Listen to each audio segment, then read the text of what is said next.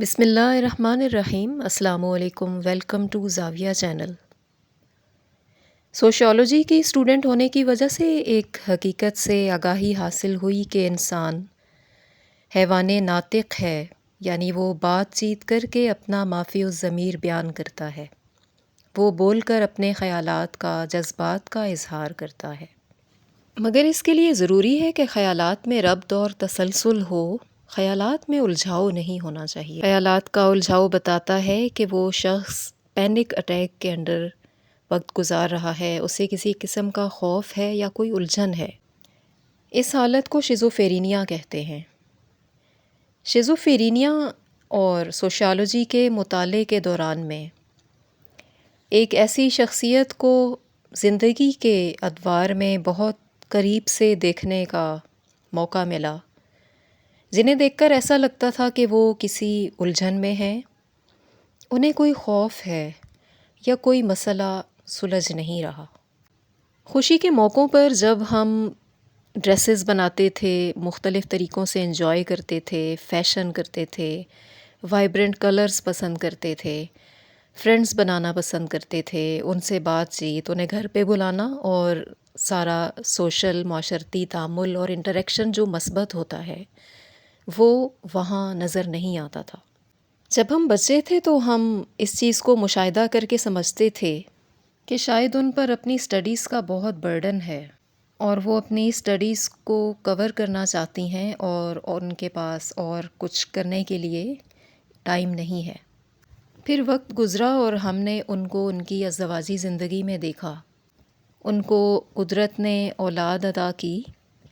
اور انہوں نے اپنے گھر کے کام جو فزیکلی سنبھالنے ہوتے تھے وہ بہت اچھے طریقے سے ان کو مینیج کیا، اور وقت کا دھارا آگے بڑھتا گیا اور یہاں تک کہ جب ایسے معاملات جن میں لوگوں سے ڈیل کرنا ہوتا ہے ان کا وقت آیا تو وہاں پر ہم نے ان کو دوبارہ ایک الجھن میں پایا، کیونکہ لوگوں کے ساتھ بات چیت کر کے کسی معاملے کو اس کے مثبت اختتام تک پہنچانا، یعنی اس کو صحیح طریقے سے مکمل کرنا، اور گھر کے کام کاج کرنا، بچہ پیدا کرنا، اس کو لک آفٹر کرنا، یہ دونوں بالکل ڈفرینٹ ڈومینز ہیں۔ یہاں پر والدہ کو بہت کردار ادا کرنا پڑتا ہے۔ جب وہ بچپن سے اس طرح کا ڈفرینٹ ویئرڈ بیہیویئر نوٹ کر لے تو اس کو چاہیے کہ آئندہ زندگی میں کوشش کرے کہ اس بچے کے لیے آسان فیلڈ کا انتخاب کرے، اور اس کے ساتھ ساتھ اس کو میڈیسنز اور کچھ روحانی پہلوؤں سے مدد کرنے کی کوشش کی جائے، اور ان سب سے بڑھ کر گھر والوں کا اس کے ساتھ رویہ خاص طور پر مثبت ہونا چاہیے، کیونکہ ایسا بچہ وقت کے ساتھ ساتھ نہ صرف اپنے ہم عمروں میں میل جول کم کر دیتا ہے بلکہ ذہنی طور پر بھی اس کا اپنے حقیقی ماحول سے تعلق ٹوٹ جاتا ہے۔ شیزوفرینیا میں ایک شخص ایسی آوازیں سنتا ہے جو ہم نہیں سنتے۔ یہاں سے شروع ہوتا ہے ایک اور مسئلے کو الجھا دینے والا پہلو، جہاں پر لوگ جنات اور پراسرار اینٹیٹیز کے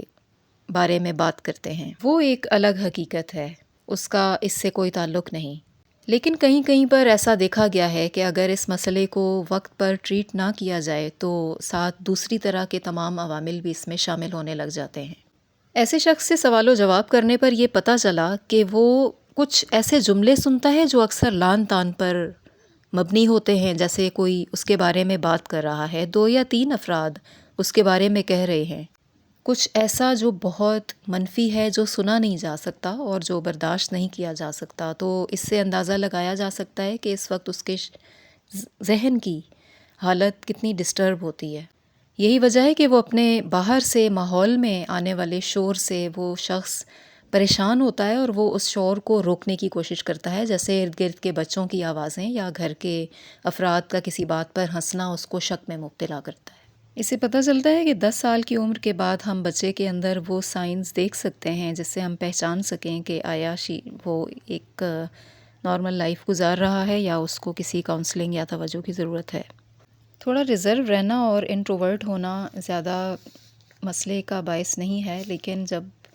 یہ علامات زیادہ شدت اختیار کریں تو اس کو ایڈریس کرنا چاہیے۔ کچھ بچے کسی خاص جینڈر کے ساتھ، یعنی اگر بچہ ہے تو وہ خواتین میں بیٹھتا ہے، اور یہ بھی الارمنگ ہے۔ اسی طرح وہ کسی خاص شخصیت کے ساتھ ہی بیٹھنا پسند کرتا ہے۔ اسکول میں وہ جیسے تیسے وقت کاٹ لیتا ہے، لیکن اس کے بعد وہ کسی ایک شخصیت کے ساتھ اگر جڑ رہا ہے تو یہ بھی نارمل نہیں ہے، کیونکہ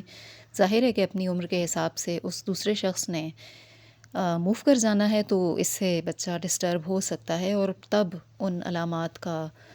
سامنے آنا ممکن ہے۔ اس سلسلے میں جو میڈیسنز یوز ہوتی ہیں ان کے سائیڈ ایفیکٹس میں رات کو نیند نہ آنا، قبض ہو جانا، دن کے وقت میں غنودگی رہنا، اور پھر جب یہ علامات بھی جب ایک حد سے بڑھتی ہیں تو یہ بھی مسئلہ بناتی ہیں۔ اور مریض کی مانیٹرنگ، اس کا مشاہدہ گہرائی سے کرتے رہنا چاہیے، تاکہ جیسے ہی وہ نارمل ہونا شروع کرے تو ان میڈیسنز کو آہستہ آہستہ ختم، ان کا استعمال روکنا شروع کر دیا جائے، لیکن ان کو ایک دم سے روکا نہیں جا سکتا۔ ان کی خوراک ڈاکٹر آہستہ آہستہ کم کرے گا اور پھر وہ شخص نارمل زندگی کی طرف آنے لگے گا۔ اسے مثبت مشاغل میں مصروف کر دیجئے، جیسے جو بھی اسے پسند ہو، پینٹنگ کرنا، نیٹنگ کرنا، سیونگ، کوکنگ، گارڈننگ، کسی ایسے ماحول میں رہنا جہاں کچھ نہ کچھ وہ تعمیری کرے۔ اسے قرآن مجید کے ترجمے سے سمجھانے کی کوشش کیجئے کہ وقت ایک نعمت ہے اور اس کو یوٹیلائز کرنا ہے، نہ کہ اکیلے میں بیٹھے رہنا اور اپنی خیالات کی الجھنوں سے پریشان ہونا۔ قرآن مجید میں سورہ ناس میں وسواس کا ذکر ہے، اور اللہ تعالیٰ فرماتے ہیں کہ وہ جو لوگوں کے دلوں میں وسوسے ڈالتا ہے، انسان کو اس کے شر سے پناہ مانگنے کے لیے اللہ تعالیٰ کی مدد چاہیے۔ اور سورہ ناس میں ہم اس کے بارے میں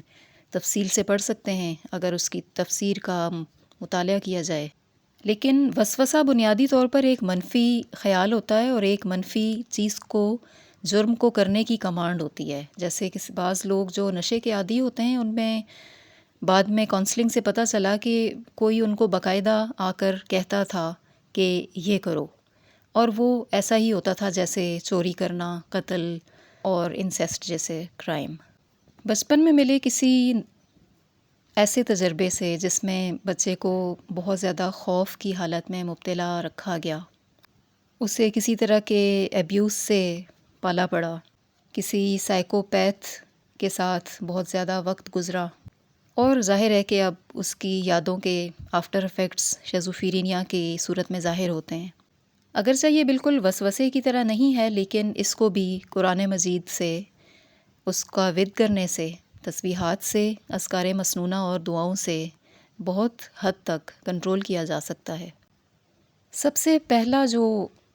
کام ہے کرنے کا وہ ہے کہ اگر آپ اس شخص سے محبت کرتے ہیں تو آپ یقیناً اس کے لیے بہتر کرنے کا سوچیں گے۔ ثابت ہوا کہ اسے سب سے پہلے محبت کی ضرورت تھی، اور وہ جس اسٹیج پر اس کا شکار ہوا وہاں پر اسی کی کمی تھی۔ خاص طور پر ایسے بچوں کے ساتھ لان تان اور نفرت کا رویہ رکھنا یا ان پر ایسے جملے کہنا جو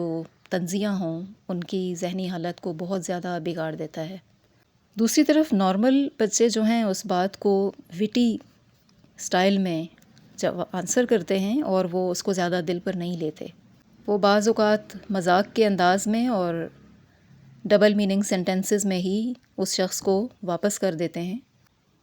صحت مندانہ ذہنی حالت کے ساتھ بچے اپنی کھیل کی ٹیم میں ایک اچھا ممبر ہوتے ہیں۔ ہو سکتا ہے بہت ایکٹیو نہ ہوں، لیکن انہیں وہاں سے بہت سے تعمیری انسانی رویے سیکھنے میں مدد ملتی ہے، جہاں سے انہیں پتہ چلتا ہے کہ اس وقت وہ جہاں پر ہیں ان کی کارکردگی پوری ٹیم کی کارکردگی پر نہ صرف منحصر ہے بلکہ ان پر ڈیپینڈ کیا جا رہا ہے، یعنی ان کی ناکامی سب کی ناکامی اور ان کی کامیابی سب کی کامیابی۔ اور یہاں پر بچے پر کوئی ٹینشن نہیں ہوتی، کیونکہ وہ کوئی کسی قومی ٹیم کا کھلاڑی نہیں ہے،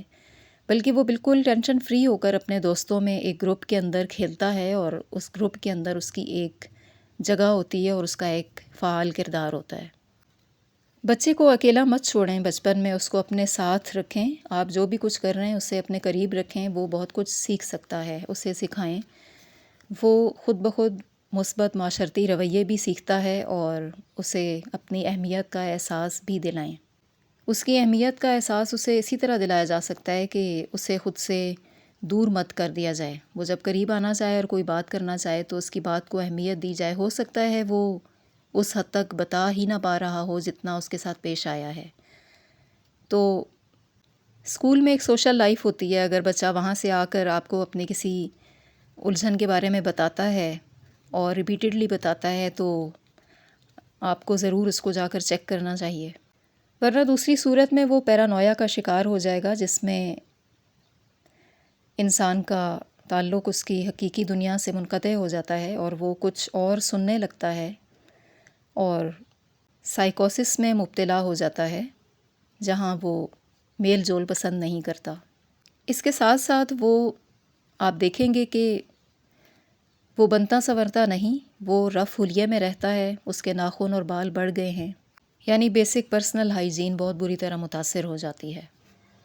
ملتے ہیں انشاءاللہ ایک اور معلوماتی ویڈیو میں، اپنا بہت سا خیال رکھیے گا، تب تک کے لیے اللہ حافظ۔